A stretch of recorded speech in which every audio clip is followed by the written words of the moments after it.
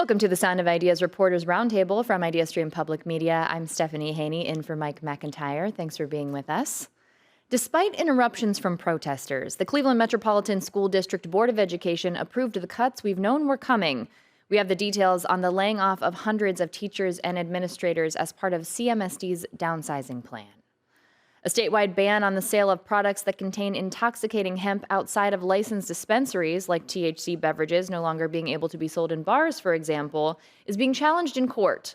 Just yesterday, challengers got a win in a Columbus court, following a victory in Sandusky last week.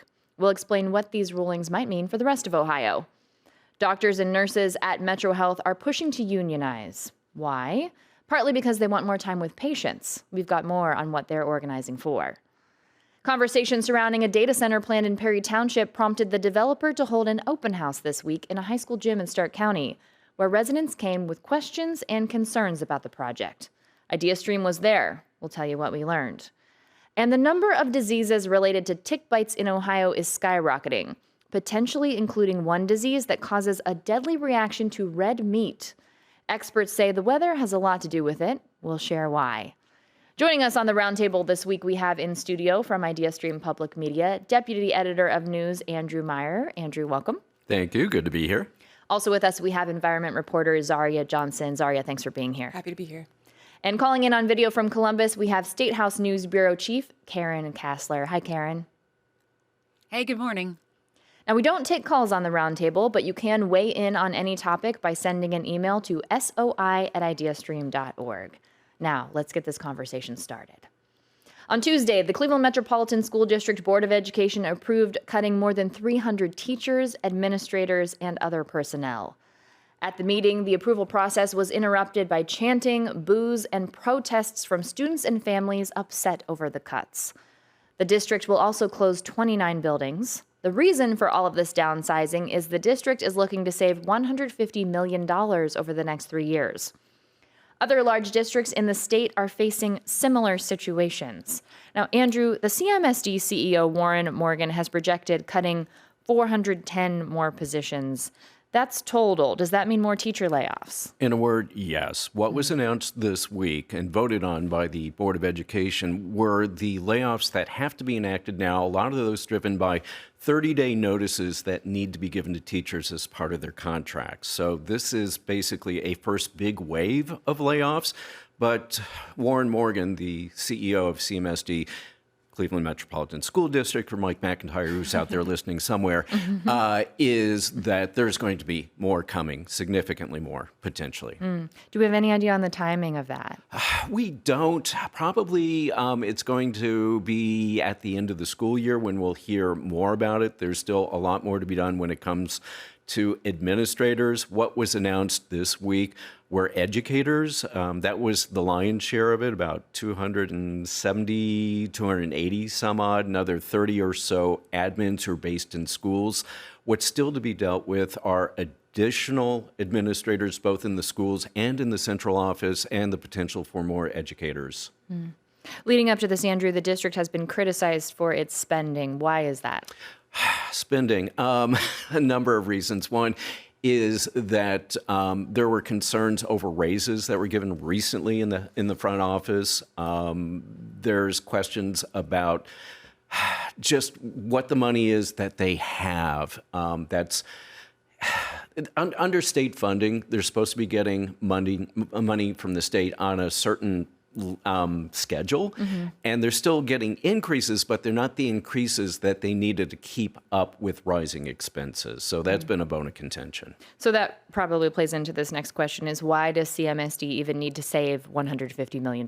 Well, they don't have the students they once did, and it's been a rolling issue for quite some time, for decades now, as they've seen student enrollment drop and drop and drop over a few decades.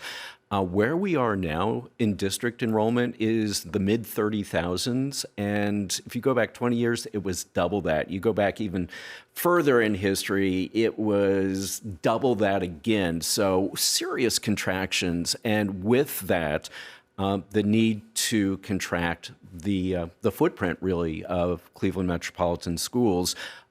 It's not just declining enrollment that they're having to deal with now, but you don't have the students, you don't need all the buildings. So a lot of these reductions are also driven by the fact that they're going to be closing nearly 30 school buildings starting with the fall. Well, you can't talk about needing to cut money without talking about school funding in general. So, Karen, I want to ask you about the school funding situation here in Ohio. There's been some changes to it, including vouchers. So how is that impacting what's happening here? Well, school funding was established in the budget that was signed in July, and you've got for K through 12 education, $13.75 billion in the first year, a little over $14 billion in the second. That also includes about $2.5 billion for vouchers. And by the way, the Ohio Lottery, which people often talk about as benefiting education, is only about $3.4 billion of that. So the Ohio Lottery doesn't come close to funding education fully. Now, state lawmakers have enacted what they say is $2 billion in property tax relief over the next 3 years. That includes a tax credit for people who live in the homes they own. Also capping the growth of inside millage. That's the first 10 mills of property tax that can grow without voter approval. Also changing the formula by which the school district's guaranteed minimum tax rate is calculated. I know this gets really complicated, but school funding is really complicated. And also allowing county budget commissions to reduce some millage of property taxes that have already been approved by voters. So it remains to be seen whether taxpayers, homeowners will say if that's enough or that they want to see more property tax relief or even the abolishment of property taxes, that's an amendment that's still gathering signatures to get before voters. You're right, Karen. It is very complicated. If you want to see something visually that breaks it down really well, Connor Morris here at IdeaStream Public Media has done excellent reporting on all of this ins and outs, so you can read it and see those numbers. Excellent summary there from Karen. Now, Andrew, this isn't something that's existing in a vacuum. What's happening in Cleveland is happening in other places. Tell us about that. And a lot of it is driven by what Karen was just talking about, especially with the fair funding formula. So other districts are dealing with similar constraints, Canton, Akron, Lorain. In the case of Lorain, they've announced that they're going to be looking at nearly 170 layoffs for the coming school year. Canton is having to take similar measures in terms of drastic cost cutting. Even in Akron, there's been discussion of layoffs there. Nothing yet, but the board is back and forthing on what they're exactly going to need to do. Well, I'm glad that you mentioned the Akron School Board there because there's not necessarily alignment between the school board and the superintendent in that particular place right now. Can you tell us any more about that? Well, the board voted earlier this week on Monday. They voted 5-2 against cutting 17 positions, saying basically telling the superintendent to come back to them with more ideas, more plans at this point. They're not convinced yet that the reduction in a range of educators is absolutely necessary and whether or not those cost savings that the district needs can be accomplished by other means. All right, let's stick with schools for a moment. The state has launched a new dashboard to track attendance in public schools. The governor says this will help the state address its chronic absenteeism issue. And Karen, I want to talk to you about this. How big of a deal is the attendance issue in Ohio schools? Why is this happening? Well, when you talk to education officials and Governor DeWine, he says it's huge. About 1 in 4 students across the state are chronically absent. Now, that is an average because in some districts it's even worse. I believe in Lorain, it's about 59% of students are chronically absent.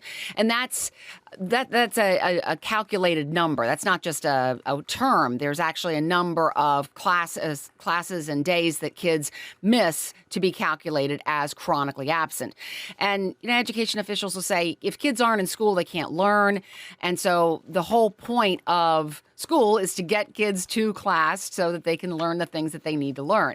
And so this is something that DeWine talked about in his State of the State speech. And it allows people, taxpayers, parents, whoever wants to look up school districts at this tracker, which is at attendance.ohio.gov, and see where their school, what their school's attendance is like.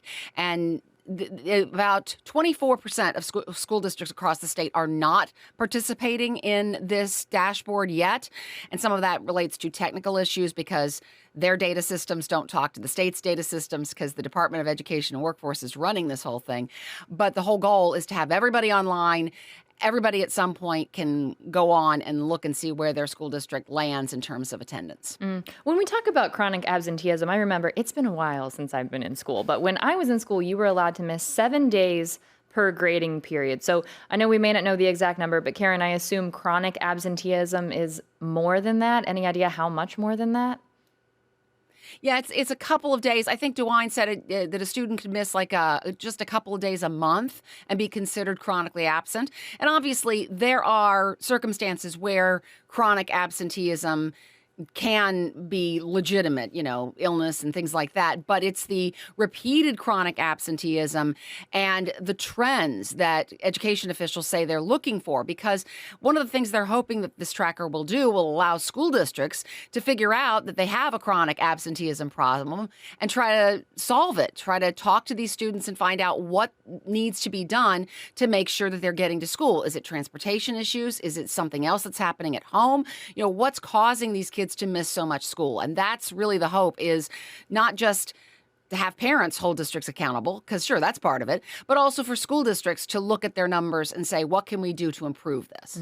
And for the opportunity for these school districts to look at these numbers and kind of be able to, I guess, organize this data in a way apparently they haven't been able to organize it before, you need people to participate. So can you tell us how many districts are participating and how long has the dashboard been up and running? Well, the dashboard was just launched, and again, about 24% of school districts are not participating. And that does include some of the bigger ones like Columbus and Cleveland. And those are districts that have a more extreme chronic absenteeism problem than the 25% rate. Those are in the 50% range. And so, getting those districts online will certainly change the overall numbers. Ohio has about 611 school districts, so 24% aren't participating. I was told that there wouldn't be math in this job, so I have no idea. But that's where we are right now. And again, there's some technical issues that are preventing some school districts from joining in. But what's interesting about this data is that it is real time. And typically these were numbers that people would only get on the annual report cards. And now they can look at these numbers in real time, or at least weekly, and see what's happening in their district rather than waiting until September or October when the annual report cards come out. And Karen, you mentioned some of the things that this dashboard is able to reveal is maybe what the reasons are behind. Are there particular districts that have benefited from this information in order to figure out what is causing the chronic absenteeism?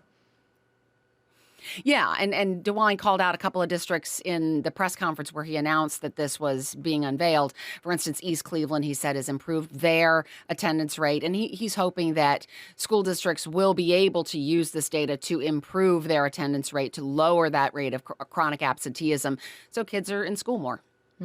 When we think about this, too, then it makes me wonder what will be available in order to address those needs. Like if transportation is an issue, that's a whole other piece that has to come into the puzzle when it comes to getting kids to school. Now, Karen, Ohio has public and private schools and provides vouchers for both. Are both public and private schools part of the dashboard? Right now, DeWine says that these are only public schools that are in this dashboard, and he was specifically asked if private schools will be included at some point, and he said that depends on how this goes, and they'll talk to the private schools and find out what they want to do. But right now, the goal is to get all public schools online. And we do have some information. Our producer, Aya, shared the information with me about what the number is for chronic absenteeism. It's missing 10% of the current school year or more, just so we have that reference point. All right, Karen, we're going to stick with you on this one. We have another topic to talk about now. Yesterday, there was a legal win for smoke shop owners challenging a new statewide ban on the sale of most hemp products outside of licensed dispensaries. This is including THC drinks that could previously be sold at breweries and grocery stores. Now, the changes were both part of Senate Bill 56, and regarding the THC drinks resulted from a line item veto in the bill by Governor Mike DeWine. The resulting final legislation went into effect last month. So, Karen, there was a ruling in Franklin County limited to 2 shops that's being watched. Why is that being watched? Well, this is part of the effort by these retailers to stop Senate Bill 56, which, like you just said, bans the sale of THC beverages and basically bans intoxicating hemp, which is Delta 8. It was, according to state officials, unregulated. You could buy it at gas stations and convenience stores. And that was really concerning, especially to Governor Mike DeWine. He had signed an executive order to stop the sale of these things. And then finally, this went through, along with some changes to the existing recreational marijuana law. And so districts or I'm sorry, I'm still back on schools here. Businesses had tried to stop Senate Bill 56 through a repeal effort. They wanted to gather signatures to take it to voters. That failed. And now they're trying some lawsuits here. And those really were filed in many cases before the law took effect on March 20th. And this is the latest one. There was one in Sandusky County as well that really kind of helps these businesses keep their product lines going and keep selling what they were selling, saying they've said it's unfair that this law was passed and basically wiped out what they were doing in their business. But again, like you said, this only affects two businesses, Happy Harvest and Get Right, that's WRIGHT Lounge, and those are in Franklin County. Karen, is there any potential that these rulings could be expanded statewide? Well, when I talked to the head of Ohio's Division of Cannabis Control, Jim Canepa, on our TV show, The State of Ohio, last week, I asked him about the Sandusky ruling and whether that was going to be expanded statewide. And he said he couldn't talk about it because of pending litigation. But he said that that's one of the issues that is still being decided in that case, whether that can be expanded to statewide. And it's interesting because that's one thing that a lot of, especially Republican lawmakers, have talked about they want to see stopped. Local judges, county judges, putting rulings out on state laws that stop those state laws from taking effect. And you've seen a lot of lawsuits have some success in stopping those laws from taking effect. I'm thinking specifically of abortion-related laws because they've gotten these temporary restraining orders or these injunctions from local judges. And so it remains to be seen whether this is going to be one of those that can be expanded statewide. Karen, we know there's been an effort by breweries to get a grace period for THC beverages reinstated. Again, that was part of the original Senate bill that was line item vetoed out. So where does that effort stand? Well, when you talk about the grace period, it's really kind of the idea that THC beverages are banned at the federal level next year. And so a lot of these companies and bars and other places that sell these THC beverages, some of which have become very popular and they're being manufactured across the country, they want to continue to sell those until that federal ban goes into effect. And there's the hope that their lobbying efforts at the federal level will change that. So they're trying to get this changed, but DeWine had vetoed that specific item in Senate Bill 56. Lawmakers had carved out an exception for those THC beverages. And DeWine said, nope, this stuff should all be banned. He vetoed that. And there's still talk about overriding that veto, but we really haven't seen a specific effort to try to do that yet. And is the state doing anything? How is the state proceeding in terms of enforcing this new law while all these challenges are playing out?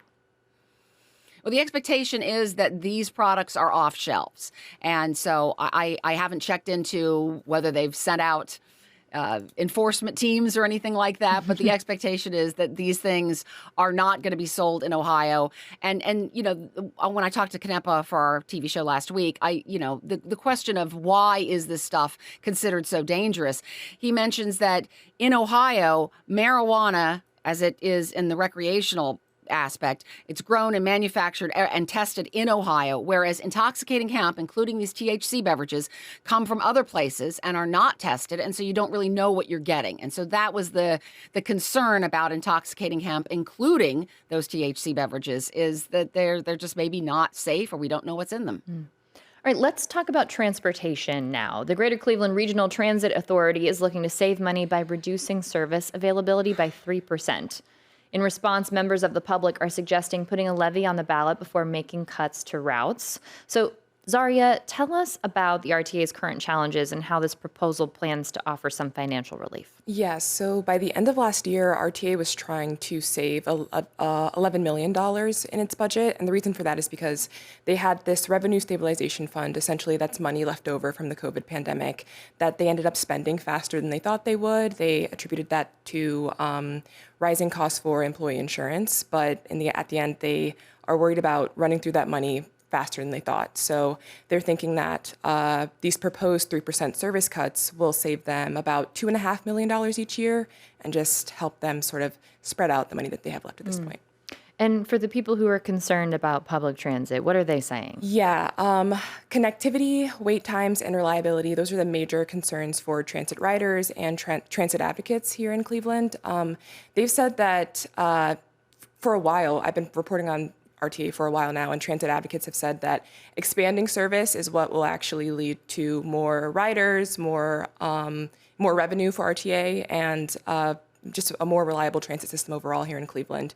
And so they're concerned that by cutting service, it's just going to worsen some issues that they're already experiencing. And so they're thinking that the answer is a levy. Why are they thinking a levy is the answer here? They think that if the levy were to go through and be approved, that would increase RTA's revenue without RTA having to cancel service or cut service or reduce service. And I talked to CEO India Birdsong Terry when the service cuts were sort of announced back in December. And she said that it's something that they're looking into, it's something that they're considering, but if they do pursue it, they want to make sure that it's able to pass. They don't want to pursue it if they think that it won't go through. So that's sort of where they are right now with the levy. Okay, so if the cuts do happen, what routes will be impacted? Yes, so this is a little bit weedy, so bear with me. But there's a couple proposals for weekday service cuts. So that's the number 78 bus that goes from West 117th to Puritas. That'll be reduced every 15 minutes to every 30 minutes. So that'll be coming every 30 minutes instead of every 15. The same can be said for the number 86 bus in Rocky River to Bagley. That's going from every 30 minutes to every 60 minutes. So that's longer wait times between buses. Weekends, the bus number 3, Superior, will go from every 15 minutes to every 30 minutes, longer wait time. The same for number 10, East 105 to Lakeshore, every 15 minutes to every 30 minutes. That's a big difference Yeah. from every 30 minutes to every 60 minutes. I'm sure every 15 to 30 is a big difference too. I know when I leave the house in my car 15 minutes later than I was planning to, that throws off my Jacks whole up your day. Exactly.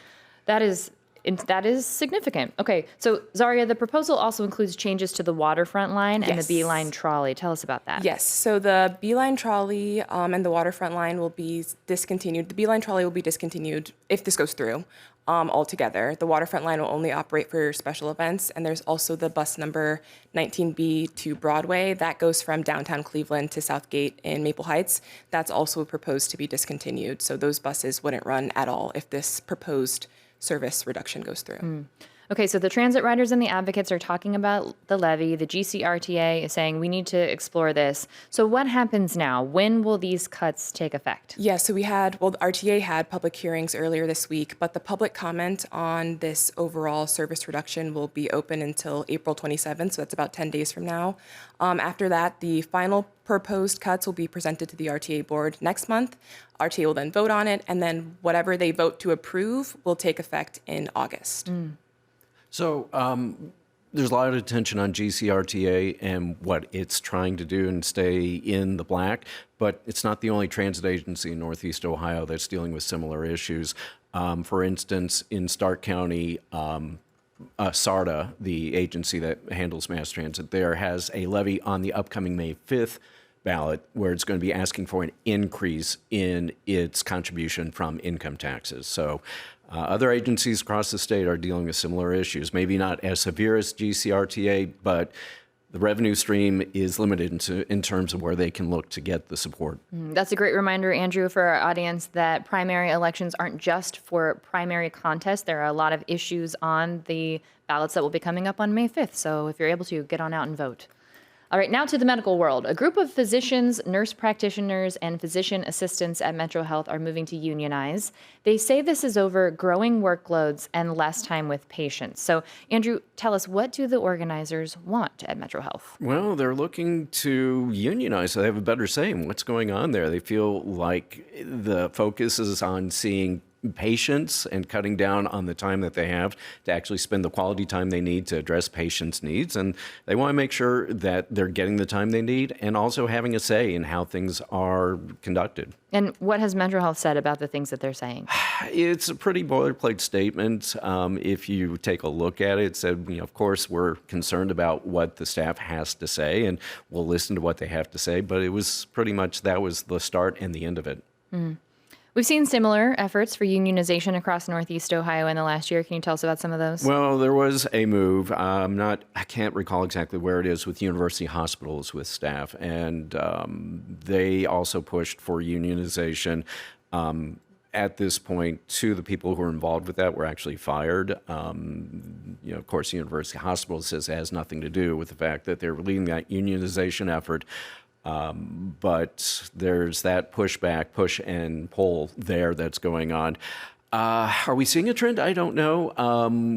About 10% of medical staff, I think, is the figure. A little more than that across the country are unionized at this point.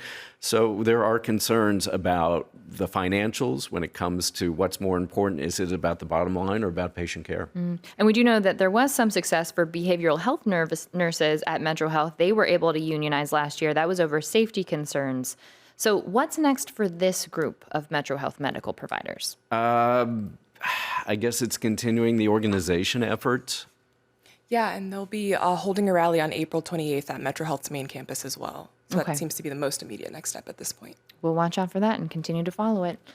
Now to Stark County, my hometown. The development company behind a planned data center in Perry Township in Stark County held an open house this week to field questions from residents concerned about the project.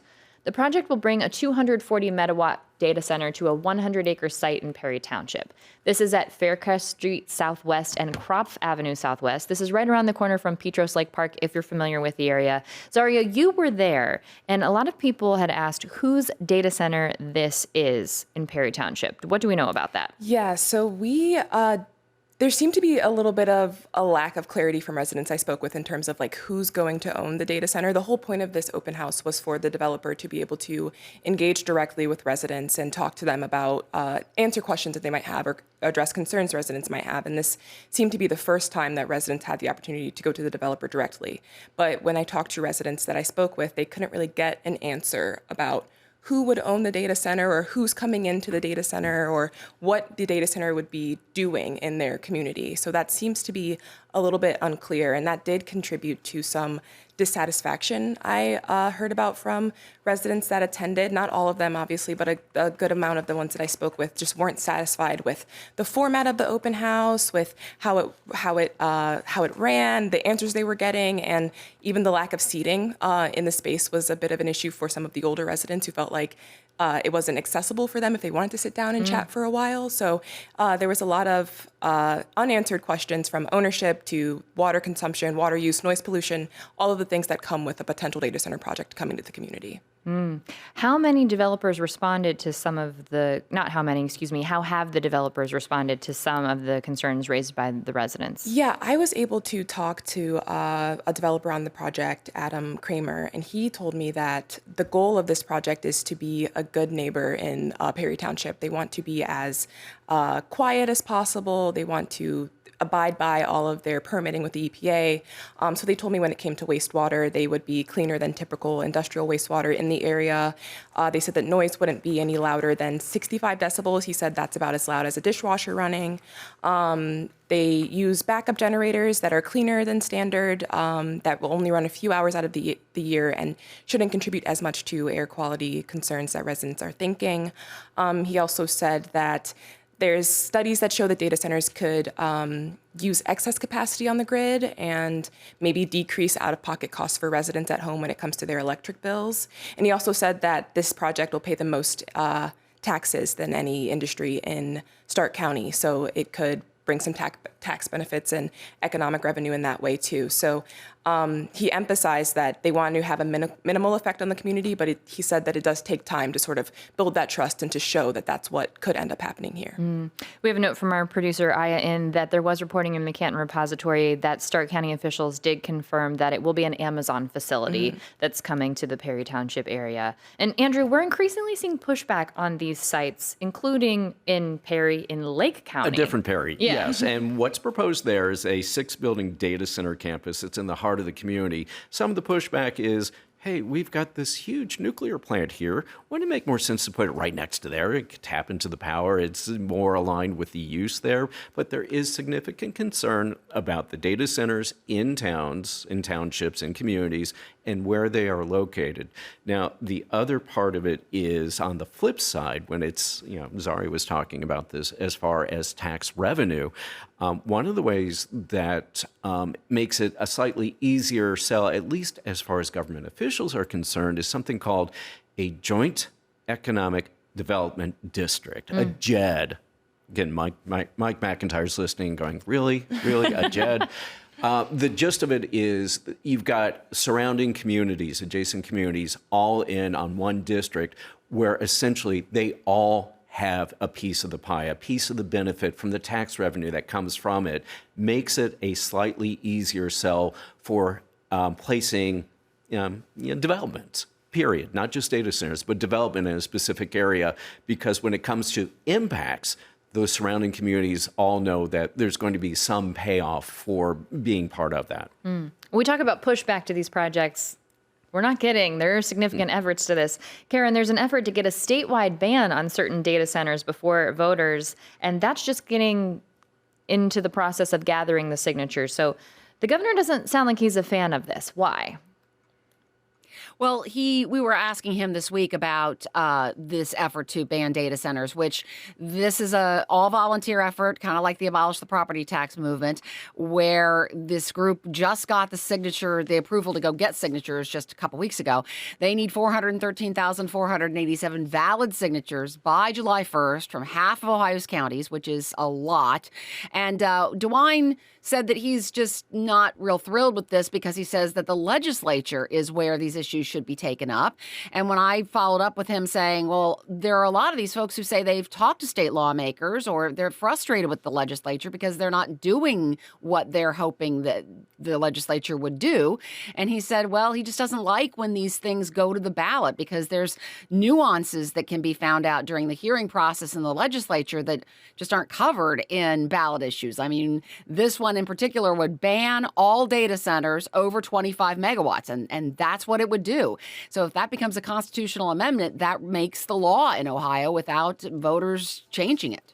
I'm checking my notes here. That was over 25 megawatts. This is 240 megawatts for Perry Township. And there were plenty of residents standing outside collecting signatures for that very petition, and that was top of mind. This data center will be way bigger than what that proposed amendment is trying to cap for data centers. So that's top of mind for Stark County residents for sure. And Karen, you mentioned that DeWine had said leave it to the lawmakers, but people are frustrated there might not be any activity happening there. Are the lawmakers saying or doing anything related to looking at data centers and if there should be a ban on them in the state of Ohio? Well, one particular thing that revolves around data centers is this tax break that data centers get for their construction costs. And DeWine wants to keep that tax break. He vetoed that in the budget, the elimination of that tax break. And lawmakers have talked about overriding that veto. So that's one thing. But there's also about 7 bills that are out there that would deal with data centers in some way or another, including one that would require that would basically ban data centers, limit new data center construction. So there are some pieces of legislation out there, Republican and Democrat sponsored, that, you've got people on both sides of the aisle saying that they're very concerned and they want local people to have more of a say in these huge facilities coming into these areas. Definitely a story we will continue to be following here at IdeaStream Public Media. Now, there are plenty of stories still on the table to talk about here on the Sound of Ideas Reporters Roundtable, including the fact that judges are now able to endorse candidates in elections. More on that in a moment. We'll take a quick break now to hear from my colleague, Sound of Ideas coordinating producer Drew Mazius. He has a preview for us of what's planned for next week on the Monday through Thursday show, including a bigger conversation on something we already touched on here today. Hi, Drew. Thanks so much, Stephanie. Here's a look at what we're working on next week for the Sound of Ideas. It's Earth Week, so we're focusing on environmental topics. Monday, we've seen some severe storms rolling through Northeast Ohio, so we'll learn more about storm preparedness. Tuesday, we'll talk about animal migrations and the importance of Northeast Ohio's wetlands. Wednesday, tree canopies are great, and we'll learn how to preserve Northeast Ohio's tree canopy. And Thursday, join us for another episode of our Shuffle podcast. As always, send us your ideas, send us your thoughts. Our email is soi@ideastream.org. Now, back over to you in the studio. Drew riding his bike around the office, perfect way to highlight our environmentally focused shows. He rides that bike to work every day when the weather cooperates, just so everybody knows. Thank you very much, Drew. It's a great lineup next week, as always. I hope you join us for the first part of the week, and Mike McIntyre will be back here on Friday for the Roundtable. Speaking of regularly scheduled programming, as he is your regularly scheduled host here on the Reporters Roundtable, we invite you to try our IdeaStream News Quiz. It publishes every Friday and tests your knowledge of stories this week from IdeaStream Public Media, the State House News Bureau team, and the Ohio Newsroom. You'll find it on our website at ideastream.org.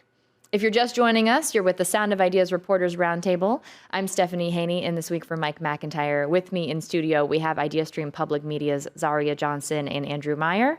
On video from Columbus, we have State House News Bureau Chief Karen Kassler.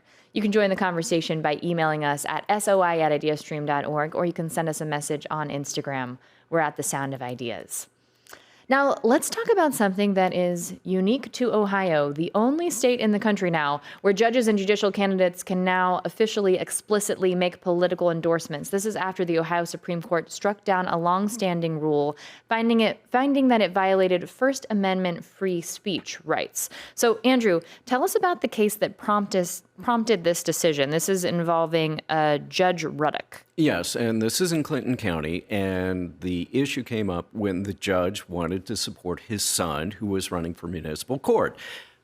That's evidently a no-no because it's a political endorsement, and it got kicked to the Supreme Court, which is what the body that hears issues concerning discipline, violations of ethics rules by judges in Ohio, ultimately ending up in the Supreme Court here, where it was decided that that ban on political speech is a violation of his free speech rights and unconstitutional. So at this point, I think the ruling would suggest that now it's open season for judges to make political endorsements, and that's raising some concerns. And it's a little bit of a slippery slope, because I know it was just a few years ago where we moved in Ohio from judges being nonpartisan on the ballot, and you now get to see what party they're affiliated with.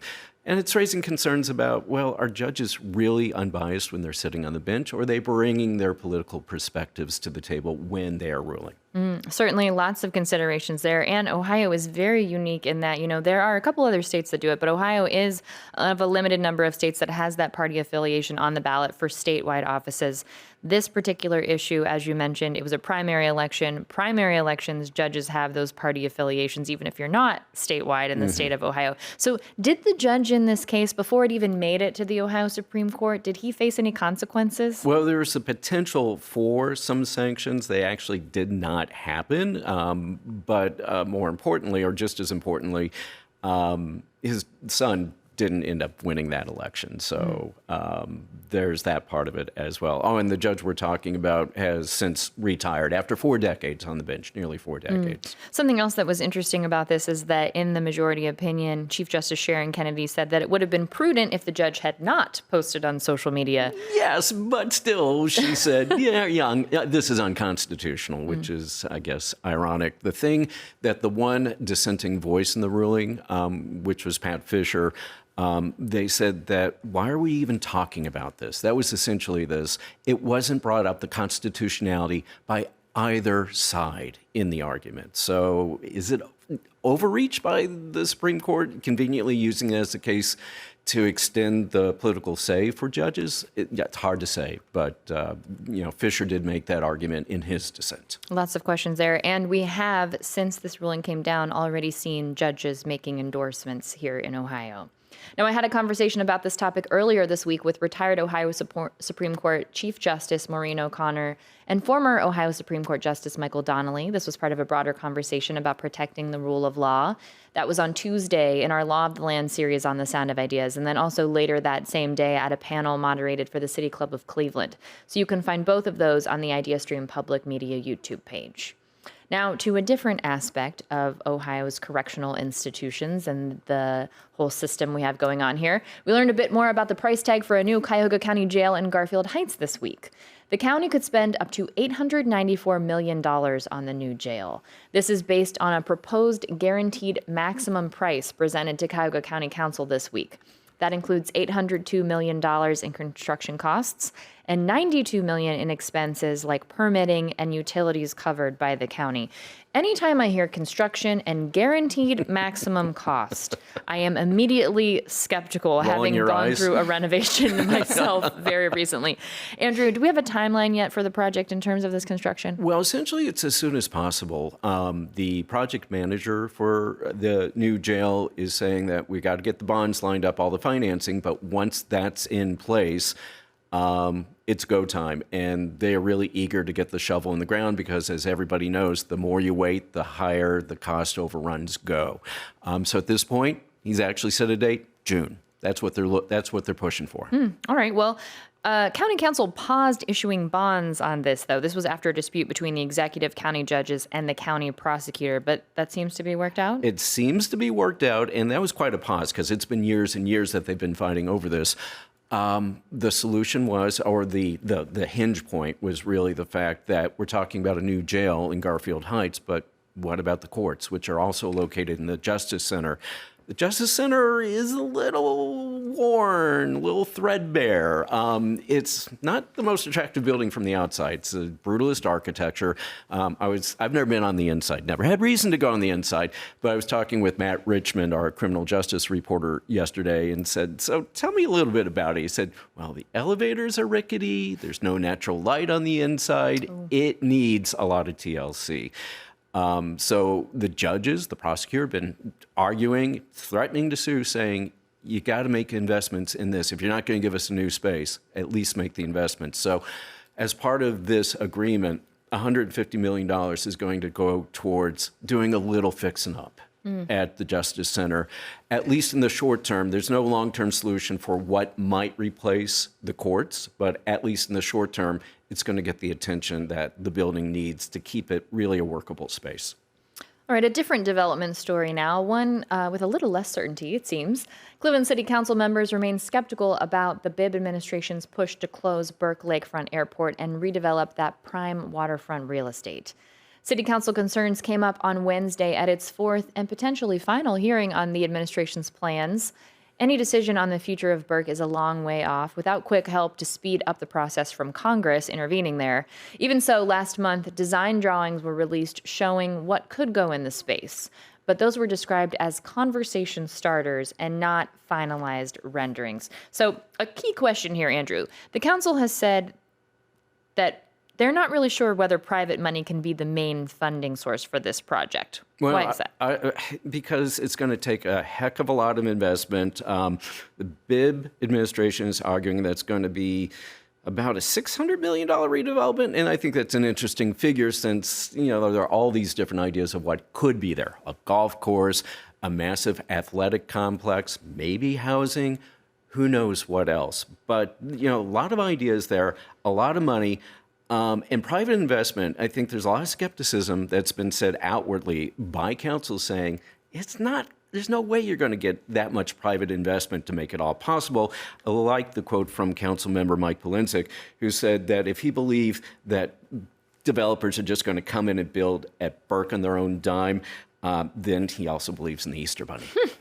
All right, well, Zaria, despite the doubts of council, the mayor and his team say this can be done with private dollars. Why are they saying that? Yeah, they're thinking that if they pick low-cost but high-profit developments to put on the property, like Andrew was mentioning, that would generate enough revenue through tax dollars. So like the golf course or the youth sports center that are, I guess, potential proposed ideas at this point could generate as much as $2.5 million in tax revenue, which they said is more than 5 times what the airport is making today.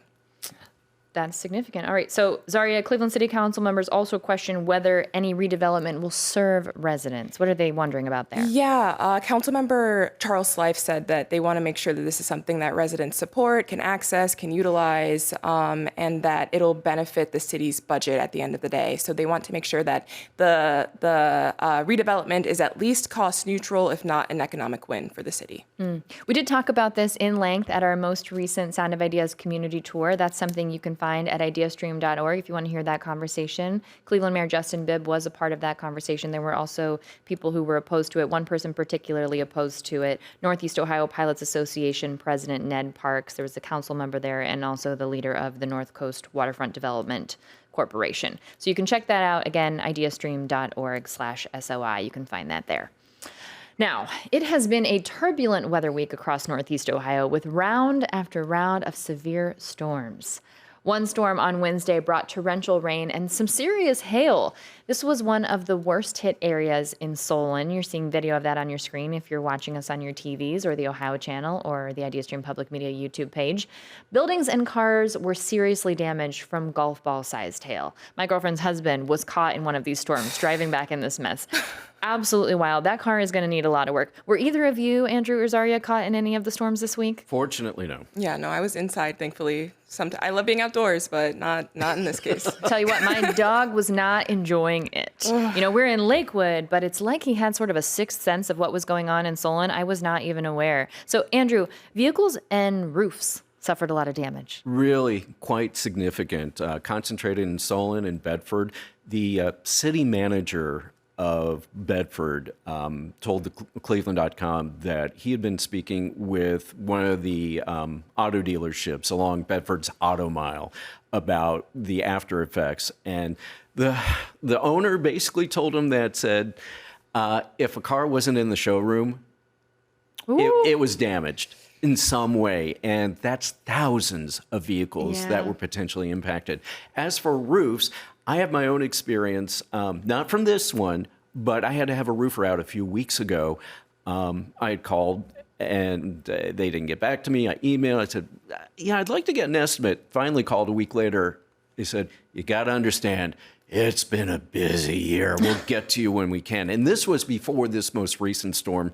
So I don't know if there's some good that come out of this, but roofers are certainly staying very busy. I'll tell you what, people who fix fences might be busy too. A couple weeks ago, my fence completely ripped off the hinges of a wooden post, and it took about half that wooden post with it. I was shocked. The people who were doing work at my house were not. I was like, all right, well, let's keep the fence closed next time, everybody. Zaria, the weather can be unpredictable in Ohio, but these hailstorms like the one we saw, pretty rare and big hailstones. What can you tell us about the actual size? So as the storm moved east, the hail increased in size. So I think in Parma Heights, it was about 1 to 1.25 inches in diameter. That's about the size of a golf ball. But by the time it reached Seven Hills, it was 2 inches in diameter. The hardest hit areas stretched from Cuyahoga County through Trumbull County. And like we mentioned, Solon seemed to get the worst of it, according to the National Weather Service. Well, tell you what, according to my anecdotal information, it has been whiplash this month, particularly when it comes to the weather. It's, pouring down rain one minute, it's freezing cold another minute, it's super hot another minute. Zaria, you're an environmental reporter. So what are you hearing from experts about severe weather and the changes we're seeing? Yeah, well, I have to give credit to our intern, Jonathan Beard. He talked to the National Weather Service a couple weeks ago, and meteorologists said that these severe storms are common for this time of year. It's typical for spring and summer conditions, and basically what we're seeing is a clash of cold air in the atmosphere mixing with warm air, leading to the perfect storm for these severe storms that we're experiencing now. But I've talked to some local officials throughout my time here at IdeaStream who have said that the increase of greenhouse gas emissions contribute to warmer, wetter, wilder weather conditions here in Northeast Ohio. So we're not seeing things like wildfires necessarily, but severe storms are becoming more common. And some federal reporting from the 5th National Climate Assessment that came out in 2023 predicted fluctuating wet and dry conditions, increased heavy rain, increased stormwater runoff, and warmer weather that could lead to some short dry spells in between those wet days. Well, maybe the hail helped clear out some of the ticks in Ohio. Let's hope. Maybe. Well, I don't know. Maybe, but ticks are everywhere in Ohio right now. And where there are ticks, there's the potential for tick-borne illnesses like Lyme disease.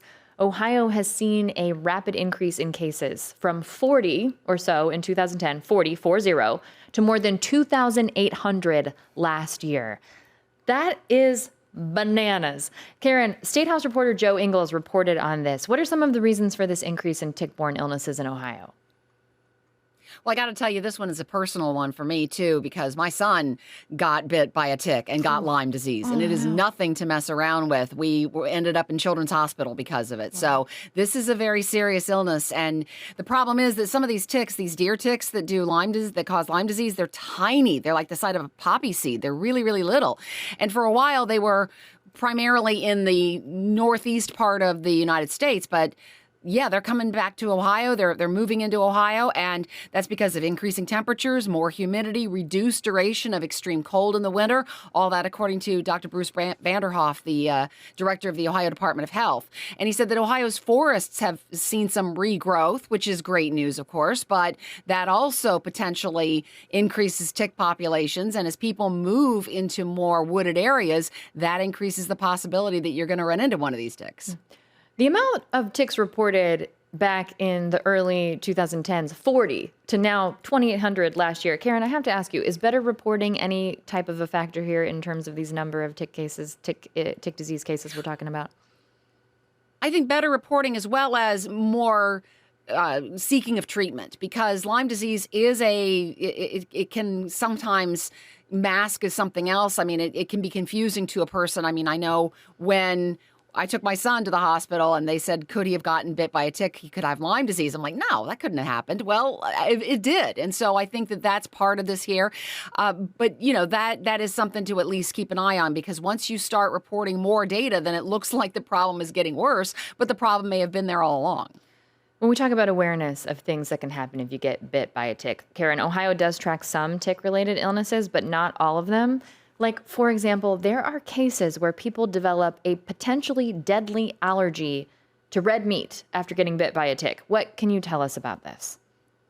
Yeah, that's called alpha-gal syndrome, and Vanderhoff was asked about that. He said that Ohio's not tracking that yet, but that is caused by black-legged or western black-legged ticks, and Ohio is aware of the prevalence of these in some parts of the country and is keeping an eye on them. And that's something, I mean, you know, Lyme disease, again, is serious, but this potentially life-threatening allergy to meat is, for a lot of people, really, really concerning and something that they'd like to know more about.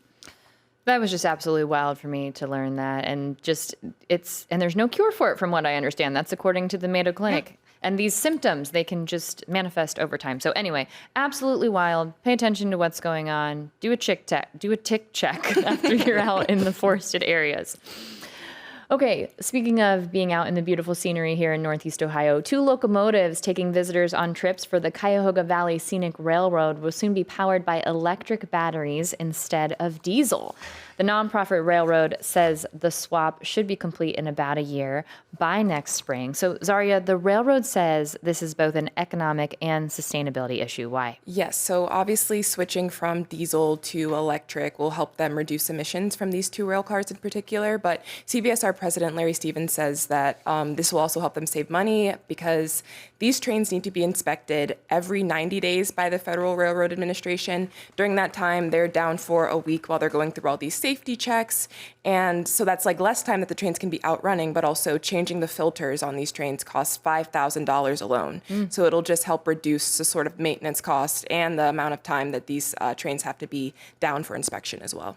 I think a lot of times when people hear about switching to something that's more friendly for the environment, they think you're going to lose power, but that's not the case here. And that was the really interesting piece of this story. So the horsepower on the current diesel-powered engines has decreased over the years, and now is at about 1,200 horsepower altogether. But these battery-powered locomotives will increase that power to 1,800, so it'll actually be able to move a little bit faster. It might be a more exciting ride. Will there be special equipment that's needed to charge these locomotives? No, and that's another. I would think you need a massive EV charger, Sure. but they're saying that they can use the same common electric chargers that electric vehicles use. So they don't need to put in any massive train-sized charger. They can just use whatever a Tesla or an electric Prius might be using out in the parking lot. That is fascinating. All right, thanks everyone for keeping the conversation going today. Zaria Johnson and Andrew Meyer here from IdeaStream Public Media. Thanks for being here. We appreciate it. You're Happy welcome. to be here. And Karen Kassler, thanks for calling in from Columbus. We appreciate it. Absolutely. Go Guardians. Go Guardians, indeed. And go Cavs, right? All right, that wraps up the show for today. We want to thank our audience for being with us today. If you missed any part of today's show, we'll air a rebroadcast tonight at 9 on 89.7 WKSU. You can also find every episode of The Sound of Ideas, including the Friday Reporters Roundtable, wherever you get your podcasts and on the IdeaStream Public Media YouTube page. And you can catch the television version of this show tonight at 5 p.m. on PBS WVIZ and again on Sunday at 10:30 a.m. Hello if you're watching us on TV. To get the last word on today's topics, you can email us at soi@ideastream.org. You can find us on Instagram as well. We're at The Sound of Ideas. Monday on The Sound of Ideas, we kick off a week of environmental topics, as Drew told us. That starts with disaster storm preparation. Very timely, seeing as how we're in prime season for severe weather, as we talked about here today on the Reporters Roundtable. I'm Stephanie Haney in for Mike McIntyre. Thank you for keeping the conversation going. Have a great weekend. We'll see you on Monday.